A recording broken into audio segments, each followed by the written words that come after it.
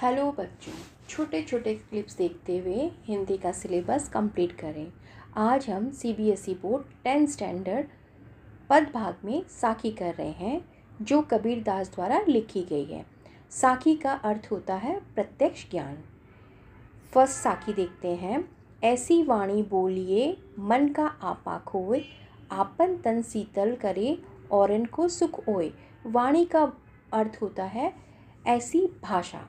तो हमें ऐसी वाणी, ऐसी भाषा का प्रयोग करना चाहिए जो मन का आपा खोए। आपा का अर्थ होता है अहंकार, यानी जो मन के अहंकार को खत्म करे। आपन तन शीतल करे औरन को सुख होए, जो अपने आप को भी शांत करे और दूसरे को हमारी बोली सुख प्रदान करे। यानी हमें मीठी भाषा बोलनी चाहिए। कस्तूरी कुंडली बसे मृग ढूंढे बन माही, ऐसे घटी घटी राम है दुनिया देखे नाही। कस्तूरी एक सुगंधित पदार्थ होता है। कुंडली यानी नाभि, मृग यानी हिरण। कस्तूरी कुंडली बसे यानी कस्तूरी जो होती है वो हिरण के नाभि में होती है, लेकिन वह हिरण उसे पूरे वन में ढूंढता है। ऐसे ही घटी घटी राम है। घटी घटी यानी कण कण में ईश्वर है, दुनिया देखे नहीं। यानी कण कण में ईश्वर है, लेकिन ईश्वर को लोग बाहर ढूंढते हैं। अर्थात ईश्वर प्रत्येक जगह विद्यमान है। जब मैं था तब हरि नहीं, अब हरि है मैं नाही। सब अंधियारा मिटी गया जब दीपक देखा माही। यहाँ पे मैं यानी अहंकार, हरि यानी ईश्वर। यानी जब मुझ में अहंकार था तो मुझ में ईश्वर निवास नहीं करते थे। अब मेरा अहंकार मिट गया है तो मुझ में ईश्वर निवास करते हैं।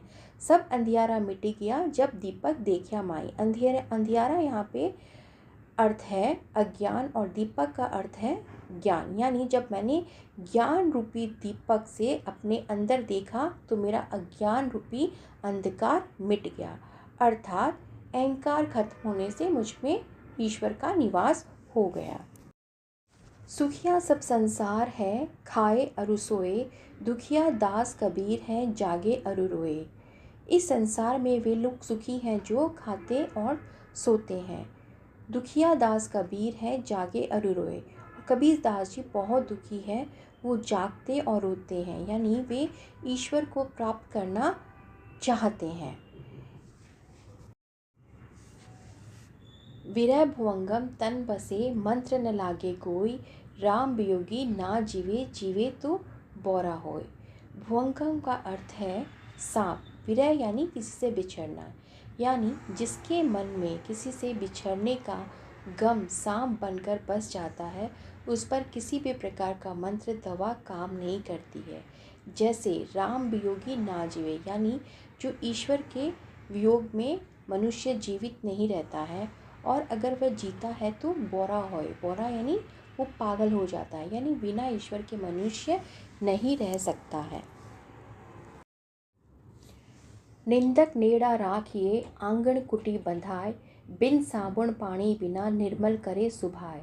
निंदक यानी जो व्यक्ति हमारी निंदा करते हैं, यानी ऐसे व्यक्तियों को अपने आंगन में छोटी सी झोपड़ी बनाकर रखना चाहिए जो व्यक्ति हमारी निंदा करते हैं।